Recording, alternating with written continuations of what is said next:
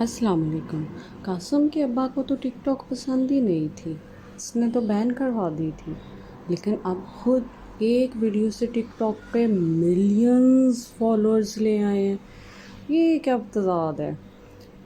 और ये देखें इनकी एक एक वीडियो, हर वीडियो पे मिलियन से ऊपर है। इन्होंने तो वो कहते हैं ना टिकटॉक को फाड़ के रख दिया है।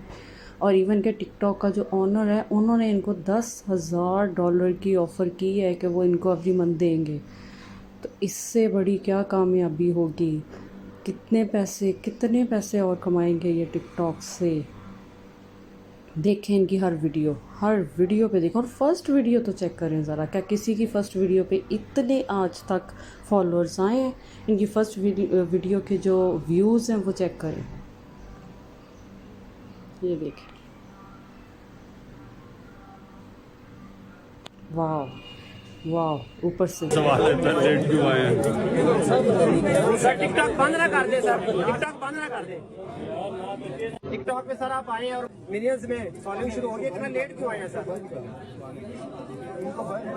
बाकी बड़ा अच्छा सवाल है सर, लेट क्यों आए हैं?